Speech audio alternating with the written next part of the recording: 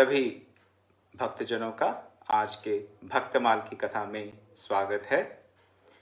महाभारत का उद्योग पर्व का सनुसुजात पर्व, जिसमें कि धृतराष्ट्र को सनुसुजात जी, जो कि 5 सनत कुमारों में से एक हैं, उपदेश दे रहे हैं।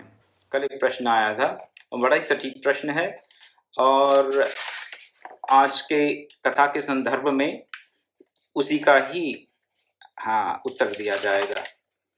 प्रश्न ये आया था कि अगर भगवान जो है, परमात्मा जो है, वो मौन है। कल मौन की चर्चा की जा रही थी कि मौन क्या है। वाणी से परे, मन से परे जो वो स्थिति है जिसे कि हम वेदांत की भाषा में तुरीय अवस्था कह देते हैं। जागृत अवस्था नहीं हमारी, स्वप्नावस्था भी नहीं, जब हम सपने देख रहे होते हैं, और घोर निद्रा की सुषुप्ति अवस्था भी नहीं, तुरीय अवस्था। इन तीनों अवस्थाओं के परे और इन तीनों अवस्थाओं का जहां से उद्गम होता है वो तुरीय अवस्था है। उस तुरीय अवस्था को ही यहाँ पर वो परमात्मा कहा गया, जो कि वाणी से परे है। जो वाणी से परे है और जहां से सब प्रकार के शब्दों का उद्गम होता है, वही मौन है और वही परमात्मा है। तो कल की कथा में ये चर्चा हुई, तो प्रश्न ये आया कि अगर वो परमात्मा मौन है तो फिर उसका हम वाणी से कैसे भजन करें। वाणी का साधना में, वाणी का उसके भजन में, प्रार्थना में, उसकी भक्ति में क्यों प्रयोग करें? क्योंकि परमात्मा तो वाणी से परे है। अगर वाणी की पहुंच उस मौन परमात्मा तक नहीं, तो फिर वाणी का साधन में, वाणी का परमात्मा तक पहुंचने में क्या प्रयोजन है? धृतराष्ट्र का भी यही प्रश्न है। जो पूछने की शैली है, शब्द हैं वो अलग हैं, लेकिन प्रश्न 100% यही प्रश्न पूछ रहे हैं धृतराष्ट्र जी। आज क्या प्रश्न पूछ रहे हैं धृतराष्ट्र जी? पूछ रहे हैं कि अगर तीनों वेदों को जानने वाला भी पाप कर्म से निवृत्त नहीं हो सकता, तो फिर वेदों का इतना बड़ा प्रलाप क्यों किया गया है? प्रलाप किया गया है, प्रलाप के अर्थ यहाँ पर यह है कि ये क्यों कहा गया कि तीनों वेदों को जानने वाला ब्रह्मलोक में अवश्य ही प्रतिष्ठित होता है।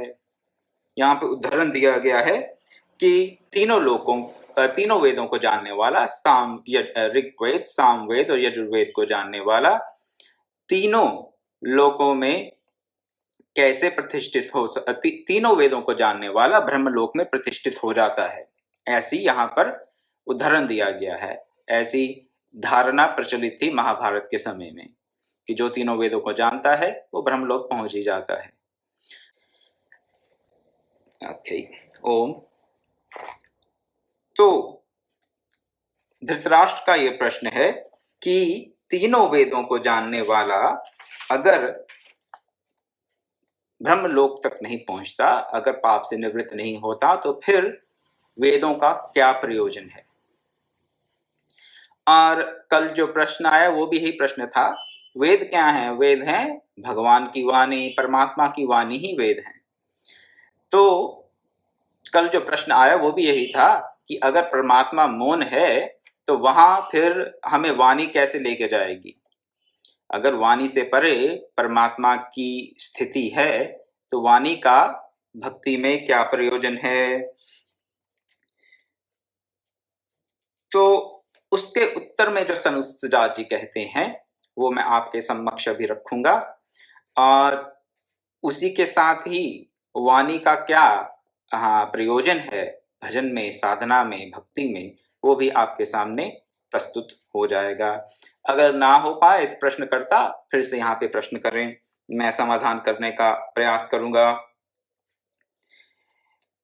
सनुसुजात जी कहते हैं, देखो धृतराष्ट्र, तीनों वेदों को जानने का अभिप्राय क्या है? तीनों वेदों को जानने का अभिप्राय ये है कि वेदों का प्रयोजन समझ आ जाए। और वेदों का प्रयोजन क्या है बताते हैं, या मैं आपको एक मॉडर्न एग्जाम्पल दे देता हूं। वो यहाँ पे जो ट्रेडिशनल एग्जाम्पल दिया है वो भी आपके सामने रखूंगा। मॉडर्न एग्जाम्पल ये होगा कि अगर आपको एक स्थान से दूसरी स्थान जाना है, अगर ड्राइव करना है, तो आजकल बहुत से लोग ये जो एप्स आती हैं मैप्स वाली, गूगल मैप्स हुआ या वेज हुआ, उसका प्रयोग करते हैं। डेस्टिनेशन डाल दी, उसमें तो बता देगा कि कौन सी सड़क से कहाँ से मुड़ना है, किस तरफ जाना है, कितना समय लगेगा, किस तरफ ट्रैफिक है। हर प्रकार की सूचना आपको बड़े सुविधाजनक तरीके से मिल जाएगी। वेदों का भी यही प्रयोजन है। वेदों का क्या प्रयोजन है? वेदों का प्रयोजन ये है कि वो हमें बताएं कि उस परमात्मा तक हमें कैसे पहुंचना है। अगर आप जो गूगल मैप्स बता रहे हैं उसके अनुसार गाड़ी नहीं चलाएंगे, अपनी यात्रा को नहीं उसके अनुसार तय करेंगे, तो फिर अपने गंतव्य तक नहीं पहुंच सकते। पहुंचेंगे तो बहुत कठिनाई से पहुंचेंगे, देर हो जाएगी, बहुत समय लग सकता है, भटक कर जाना पड़ेगा, हो सकता है, अगर खुद रास्ता ना पता हो तो। उसी प्रकार ही वेद का प्रयोजन है। जो गूगल मैप्स पे किसी मानचित्र पर जो गंतव्य आपको दिखाता है कोई उंगली करके कि यहाँ पर आपको जाना है, तो वो जहाँ पे उंगली कर रहा है वो गंतव्य नहीं है, वो तो केवल गंतव्य का मानचित्र है। मानचित्र पे उस गंतव्य को इंगित कहा किया गया है। लेकिन अगर हम उसी को ही अगर गंतव्य समझ लें, अगर हम वो रास्ता याद कर लें, मान लीजिए जो गूगल मैप्स हमें रास्ता बता रहा है वो हमने याद कर लिया पूरा, लेकिन हम बैठे हैं वहीं के वहीं जहां पे बैठे हैं, तो क्या अपनी डेस्टिनेशन पे, अपने गंतव्य पे पहुंच सकते हैं? नहीं पहुंच सकते। वेदों का भी यही प्रयोजन है। वेद हमें वो मार्ग बताते हैं जिससे कि हम उस मौन रूपी परमात्मा तक पहुंच सकें। लेकिन मौन रूपी परमात्मा तक पहुंचने के लिए हमें किसी प्रकार की मार्ग दिखाने वाले की, कोई हमारे लिए मार्ग प्रदर्शित करे, उसकी आवश्यकता है। और उसमें वाणी का अवश्य में भी, शब्दों का, वेद वाक्यों का अवश्य में भी बहुत बड़ा प्रयोजन है। तो केवल वेद को जानकर सकाम कर्मों में प्रवृत्त होकर वेद कंठस्थ करके उनका शुद्ध उच्चारण करके ही कोई ब्रह्मलोक की प्राप्ति कर लेगा, भगवत प्राप्ति कर लेगा या मुक्ति प्राप्त कर लेगा, जैसे भी आपकी समझ में ठीक बैठता हो, तो परमात्मा के ज्ञान की प्राप्ति, परमात्मा के प्रेम की प्राप्ति, भगवत प्राप्ति, मुक्ति केवल और केवल वेद वाक्यों को अक्षरशः जानने से संभव नहीं है। हमें तदनुसार अपना जीवन भी जीना होगा। और वो कैसे? सकाम नहीं, सकाम कर्मों को अपनाएंगे। वेदों में सकाम कर्मों की बहुत सी महिमा है, लेकिन अगर उनको अपनाएंगे तो हमें क्षणिक फल प्राप्त होगा, और फिर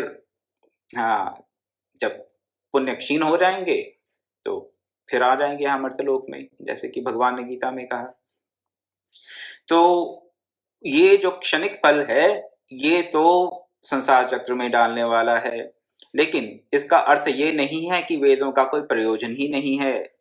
वेदों का प्रयोजन है, और ये है वेदों का प्रयोजन कि हाँ, वो परमात्मा वाणी से परे तो है, लेकिन वेद हमें ऐसा मार्ग बताते हैं, निष्काम कर्म का धर्म जो है वो उसका प्रतिपादन करते हैं, जिससे कि हम अवश्यमेव इस प्रपंच से, इस माया के संसार से मुक्त होकर परमात्मा में स्थित होकर परमात्मा को प्राप्त कर लेंगे। तो वेदों का कोई दोष नहीं है यहाँ पर। दोष तो हमारी अपनी बुद्धि का है।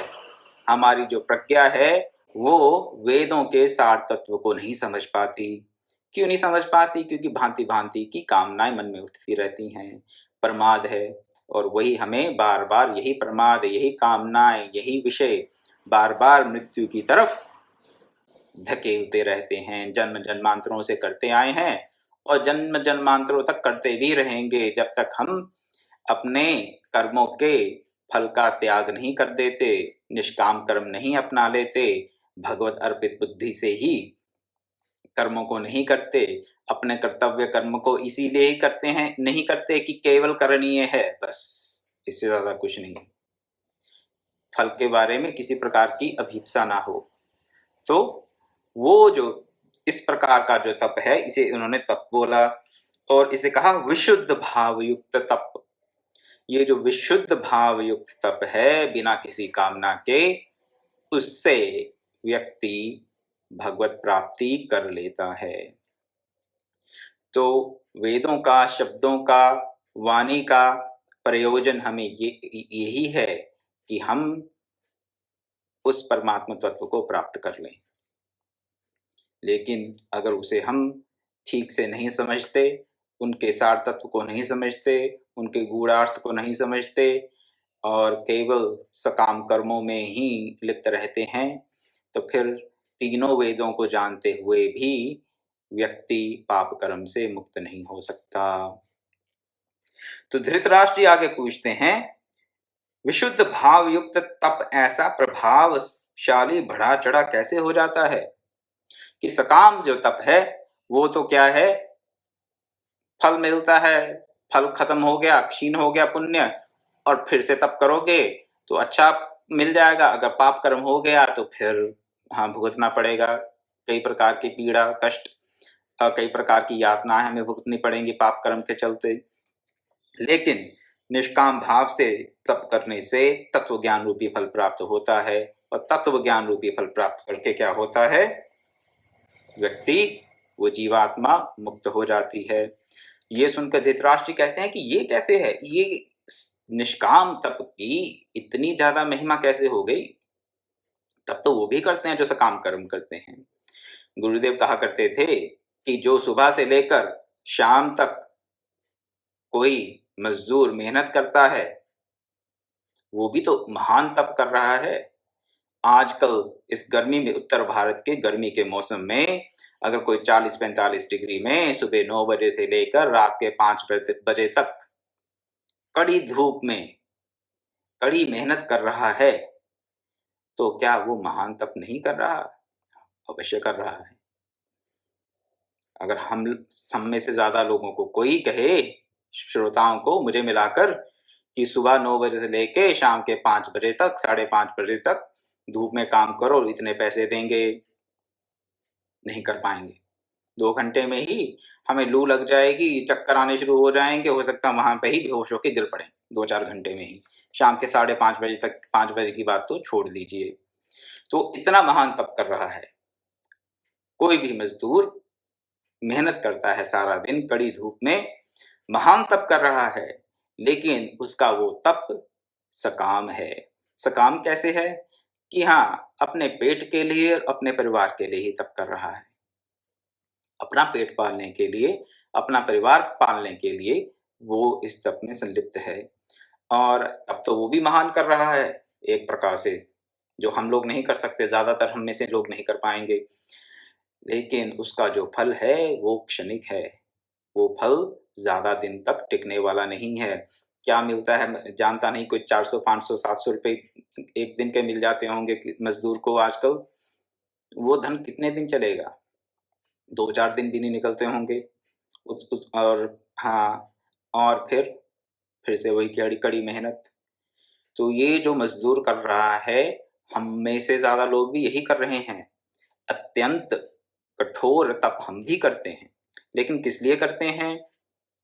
कामना सहित करते हैं। ये जो क्षणिक, इस माइक जगत के जो पदार्थ हैं, क्षणिक माइक जगत के पदार्थों को प्राप्ति के लिए हम घोर तप करते हैं। लेकिन वो तप, उन्होंने क्या कहा, ये फल या तो यहाँ भोग लेंगे या परलोक में भोग लेंगे, लेकिन उसका जो फल है वो स्थायी नहीं है, अस्थायी है। स्थायी फल किसका है? स्थायी फल उस निष्काम तप का है जिससे कि तत्व ज्ञान रूपी प्राप्ति होती है। और तत्व ज्ञान रूपी प्राप्ति से, भगवत प्राप्ति से, प्रभु के प्रेम की प्राप्ति से, पराभक्ति की प्राप्ति से व्यक्ति शुद्ध हो जाता है, विशुद्ध हो जाता है सब प्रकार के कर्मों से, सब प्रकार के बंधनों से। इसीलिए इसे कहा गया विशुद्ध भाव युक्त तप। तो धृतराष्ट्र को अब भी आश्चर्य हो रहा है कि ये निष्काम तप सकाम तप से इतना बड़ा फल क्यों देता है। ये मैंने आपके सामने रखने का प्रयास किया, लेकिन अब ये देखते हैं सनत्सुजात जी क्या कहते हैं। कहते हैं कि ये निष्काम भाव से किया हुआ तप कौन सा? भगवत प्राप्ति के अर्थ में किया हुआ तप हमेशा हमें शुद्ध करता है, सकाम तप नहीं। सकाम तप से, सकाम तप हो गया मजदूरों वाला तप, ठीक है। और निष्काम तप वो है जो हम किसी फल की दृष्टि से नहीं, केवल भगवत प्राप्ति के लिए, तत्व ज्ञान की प्राप्ति के लिए ही करते हैं। ये कहते हैं सब प्रकार से निर्दोष होता है, इसमें भोग वासना रूप दोष नहीं रहता। निर्दोष क्यों है? क्योंकि भोग वासना नहीं है। भोग वासना का ही तो परित्याग हो रहा है यहाँ पर, और कुछ नहीं। सकाम तप में भोग वासना जुड़ी हुई है, निष्काम तप में भोग वासना नहीं जुड़ी हुई है। और भोग वासना ना जुड़ी होने के कारण ही इसको विशुद्ध तप कहा गया है। इसका फल महान बताया गया है, तत्व ज्ञान रूपी महान फल प्राप्त होता है। और आगे कहते हैं कि ये जो निष्काम तप है, ये ही इस जगत का मूल है। ब्रह्मा जी की जब चर्चा कर रहे थे द्वादश प्रधान भक्तों में, तो वहां पर भी ये बात आई थी, जब ब्रह्मा जी अपना ओरिजिन खोज रहे थे कि मेरी उत्पत्ति कहाँ से हुई, अपनी उत्पत्ति का कारण खोजते हुए कभी कमल की नाल में गए और कभी आसपास देखने लगे, लेकिन जब कुछ दिखा नहीं तो उनको क्या सुनाई दिया? तपह तपह तपह। और वो तप में संलग्न हो गए, ये जानने के लिए कि मैं कौन हूं। इस प्रयोजन से वो तप में संलग्न हुए। भगवान विष्णु ने ही तप तप के जो शब्द किए, उससे उनको प्रेरणा मिली तप के लिए। रामचरितमानस में भी आया क्या? तप बल रचि प्रपंच विधाता, तप बल विष्णु सकल जगत राता, तप बल शंभु करी संहारा, तप बल शेष धरहि में भारा। तप से ही सब कुछ हो रहा है। क्या? जो प्रपंच रच रहा है विधाता, ब्रह्मा जी जो सृष्टि का सृजन कर रहे हैं, वो भी तप से कर रहे हैं। विष्णु जो पालन कर रहे हैं, वो भी तप से कर रहे हैं। और जो शंभु, भगवान शंकर जो संहार कर रहे हैं, वो भी तप से ही कर रहे हैं। और शेषनाग ने जो इस पृथ्वी को धारण कर रखा है सर पे, वो भी तप से ही कर रहे हैं। सब कुछ तप से ही होता है। और यहाँ पर संत सुजात जी भी ही कह रहे हैं कि तप ही इस सृष्टि का आधार है। जहाँ पे जो भी हो रहा है इस सृष्टि में, इस माइक जगत में भी जो कुछ हो रहा है, वो तप से ही हो रहा है। इस तप से, सकाम तप से नहीं, निष्काम तप से। सकाम तप से तो क्या हो रहा है? विनाश होता है। सकाम तप से विनाश, दुर्गति होती है सृष्टि की। सकाम तप से दुर्गति होती है, और निष्काम तप से ही सृष्टि का चक्र चलता है।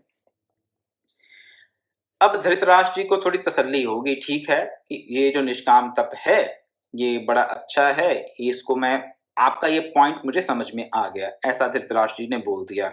लेकिन अब कहते हैं कि इसके जो दोष हैं तपस्या के, वो बताइए, कि तप को, निष्काम तप के जो लक्षण हैं वो बताइए आप हमें।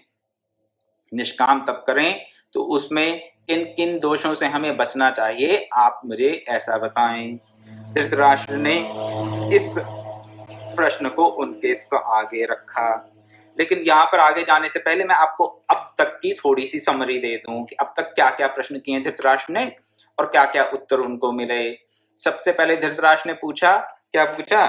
कि आपका यह सिद्धांत है कि मृत्यु है ही नहीं, तो मृत्यु नहीं है तो मृत्यु से बचने के लिए प्रयत्न किया जाए, लेकिन मृत्यु देखने में भी आती है, तो क्या बात सही है? उसके उत्तर में बिल्कुल संक्षेप में बताऊंगा। क्या कहा यहाँ पे संत सुजात जी ने?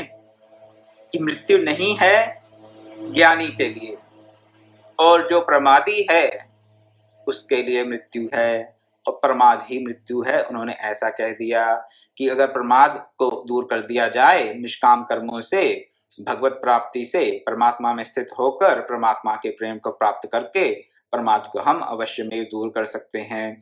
अगर इसको दूर कर दें, प्रमाद को, परमात्मा की प्राप्ति से, पराभक्ति से, तो फिर हमारे लिए मृत्यु नहीं है। मृत्यु एक तिनके के व्याघ्र की तरह है, जो हमारा कुछ बिगाड़ नहीं सकती। देखने में लगती है कि हाँ खड़ी है वहां पर, जैसे कोई घास फूस का शेर हो, लेकिन वो हमें खा नहीं सकता। वैसे ही मृत्यु हमारा कुछ बिगाड़ नहीं सकती। जब निष्काम भाव से कर्म करने की बात आई, त्याग की बात आई, तो धृतराष्ट्र को थोड़ा अखर गया, वो जैसे कह देते हैं हम आम भाषा में, कि उनको ये बात पूरी जची नहीं। तो कहते हैं कि वेदों में तो कई प्रकार के कर्म बताए गए हैं, तो उन सब सकाम कर्मों का अनुष्ठान क्यों ना किया जाए? तो उसके लिए कहते हैं कि सकाम कर्मों का जो फल है वो तो हाँ क्षणिक है, थोड़े समय के लिए है। और थोड़े समय के जो फल हैं उसका फिर हाँ जो पुण्य होंगे उसकी प्राप्ति होगी, फिर कर्म में लगेंगे तो हो सकता है पाप कर्म भी हो जाएं, पुण्य पाप जन्म मरण के चक्कर से छुटकारा नहीं होगा। इसलिए निष्काम भाव से कर्म करो। लेकिन फिर यही बात कहते हैं कि धर्म की बात करते हैं फिर कि धर्म की हाँ कुछ लोग धर्म का आचरण करते हैं और फिर पाप का भी आचरण करते हैं। तो वेद रूपी धर्म से क्या पाप की निवृत्ति हो जाती है? तो वहां पर फिर संसुजात जी कहते हैं कि नहीं, वेद रूपी धर्म से सकाम धर्म से पाप की निवृत्ति नहीं होती, पाप भी भोगने पड़ेंगे और अपने पुण्य रूपी कर्म भी भोगने पड़ेंगे। तो वेदों की जो अगर सकाम रूप से हम वेदों का अनुपालन करेंगे तो उससे मुक्ति नहीं होगी। धृतराष्ट्र फिर पूछते हैं कि कई लोगों को प्राप्त होते हैं, लोग वेदों में जो बताए गए कर्म हैं उनको प्राप्त हाँ उनको करके कई प्रकार के लोगों को लोग प्राप्त कर लेते हैं, पुण्य आत्माएं कई लोगों को प्राप्त कर लेती हैं। तो फिर उसको प्राप्त क्यों ना किया जाए? फिर सनुजा जी यही बात कहते हैं कि हाँ वो पुण्य अर्जित करके पुण्य लोगों की प्राप्ति हो सकती है, इसमें कोई संशय नहीं है। लेकिन फिर भी ये स्थायी आपको सुख नहीं दे सकते, स्थायी आनंद नहीं दे सकते, क्योंकि पुण्य जब अर्जित किए हुए पुण्य हाँ क्षीण होंगे तो फिर आपको मृत्यु लोक में आना पड़ेगा। फिर कहते हैं कि हाँ ब्राह्मण को ब्रह्मवेता होना चाहिए। ब्राह्मण की क्या परिभाषा है वो भी बाद में बताएंगे, लेकिन अभी आप समझ लें इस बात को कि जो कोई भी परमात्मा की प्राप्ति के लिए चेष्टा कर रहा है वो ब्राह्मण ही है यहाँ पे इस दृष्टि से, क्योंकि वो धृतराष्ट्र को बता रहे हैं और धृतराष्ट्र तो ब्राह्मण नहीं है, धृतराष्ट्र तो क्षत्रिय हैं। लेकिन वो चर्चा इसलिए कर रहे हैं, वो बता रहे हैं कि जो आइडियल बिहेवियर है वो क्या है, परमात्मा प्राप्ति के मार्ग में जो आइडियल बिहेवियर है उसको वो ब्रह्मविद या ब्राह्मण कह के बता रहे हैं।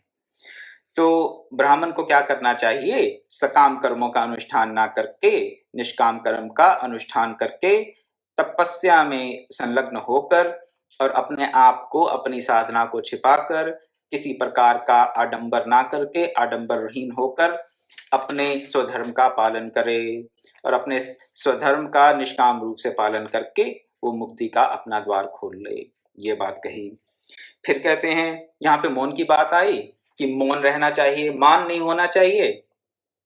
एक तो सकाम कर्म ना करे, मान ना हो, और अपने कर्मों का आडंबर करके दूसरों से धन ना ऐंठे, अपनी मान प्रतिष्ठा की कामना ना करे।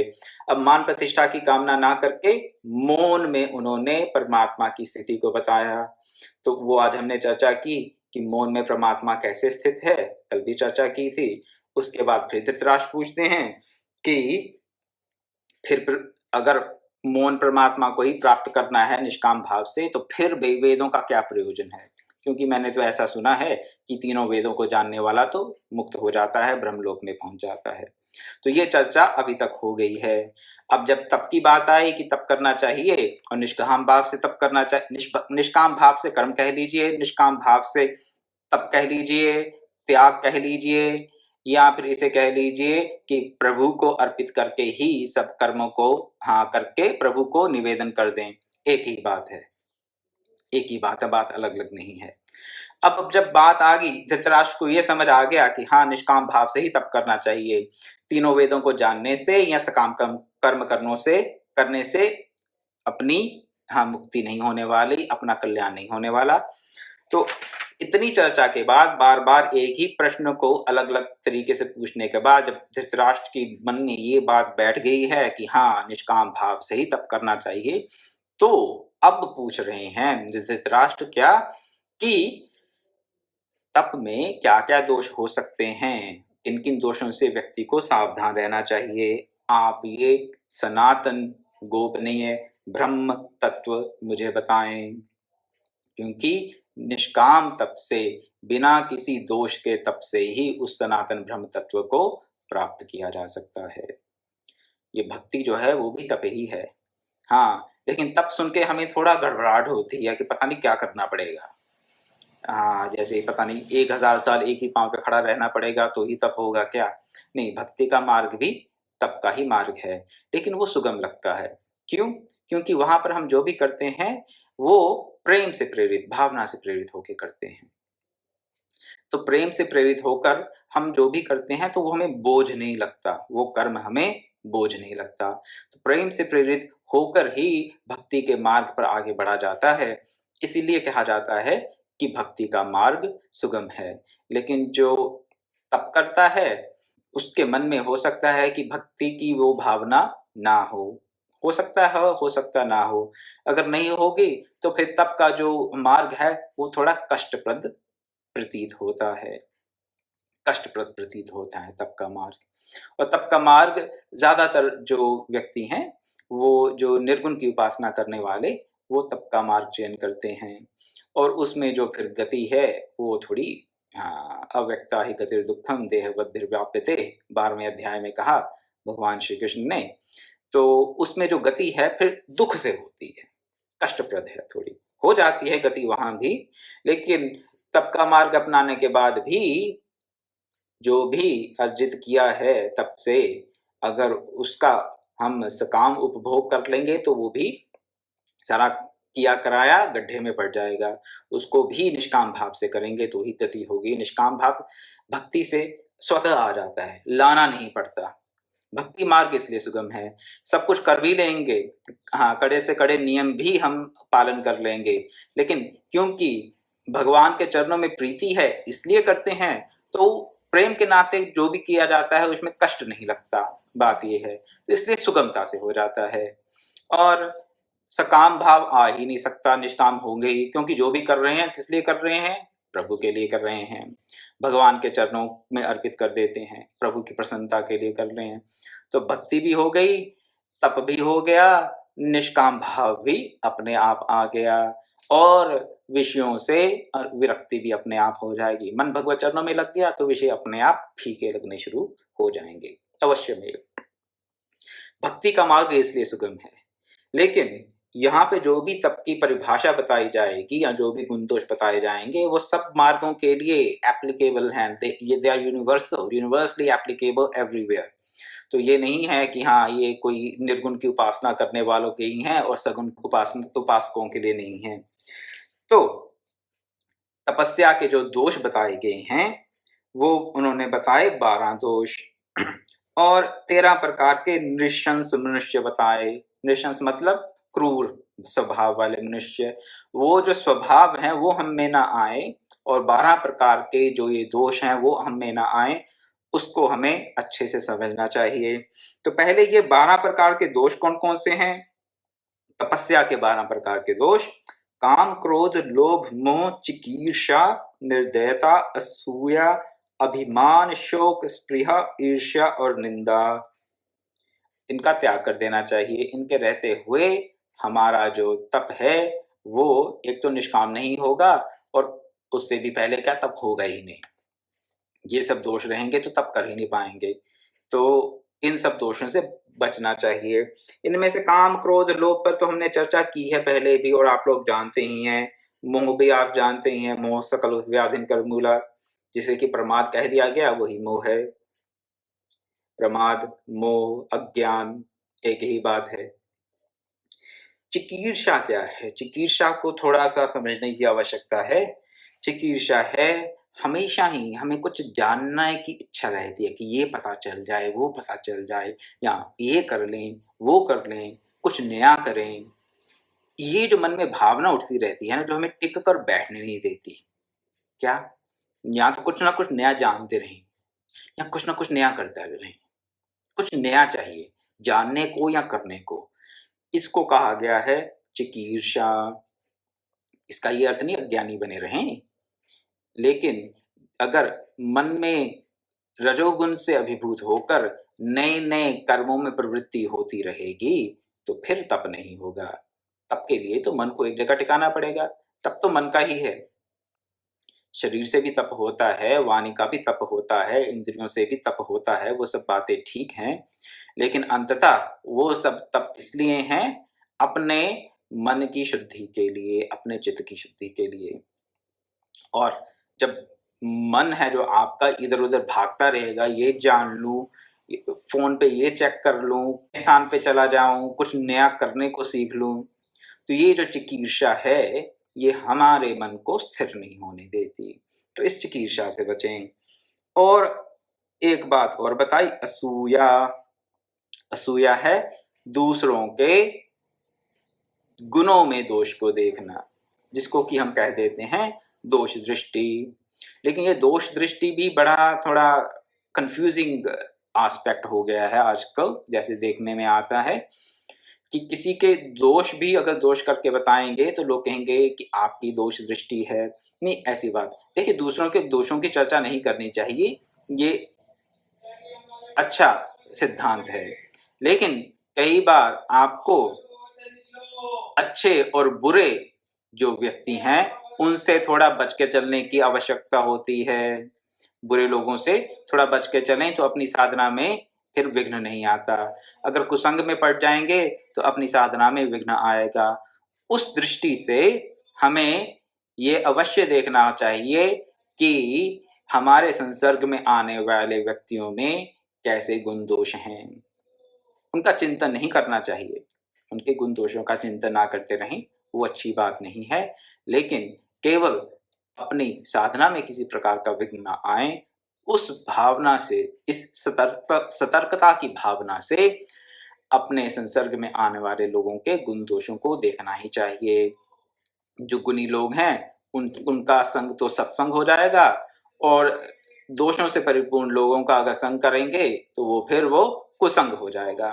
तो कुसंग से बचने के लिए गुण दोषों का विभाग आवश्यक है।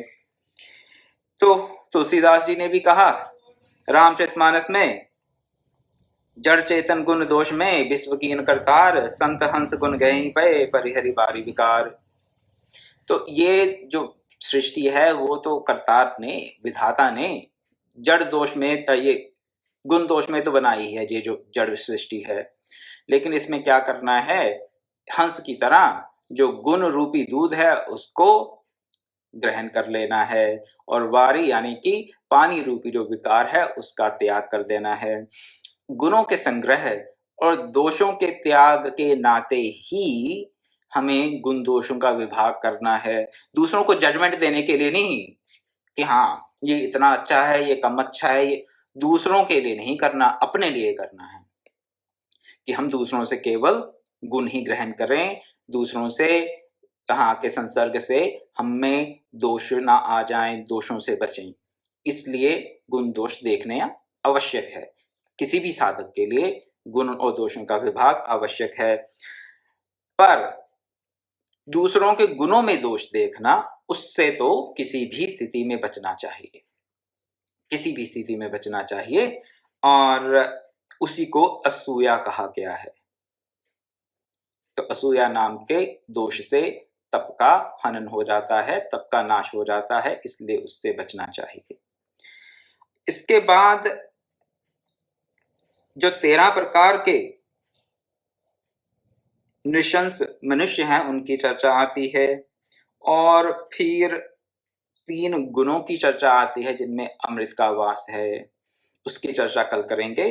तो गुण दोषों की चर्चा, तप के गुण दोषों की चर्चा और मनुष्यों के गुण दोषों की चर्चा चलती रहेगी इस दृष्टि से, ताकि हम केवल गुणों को ग्रहण करें और दोषों का परित्याग कर दें, और हमें इससे भक्ति के मार्ग पर आगे बढ़ने के लिए संबल मिलता रहे, हम सत्संग की प्राप्ति करते रहें, जिससे कि हमारे अपने अंदर के दुर्गुणों का शनै शनै नाश होता रहे। इसी भावना के साथ आज के सत्संग को यही विराम देता हूँ। कल मिलेंगे और फिर आगे इस सन सुजात पर्व को बढ़ाएंगे। ओम पूर्णमदः पूर्णमिदं पूर्णात् पूर्णमुदच्यते पूर्णस्य पूर्णमादाय पूर्णमेवावशिष्यते। ओम शांति शांति शांति। हरि ओम तत्सत्।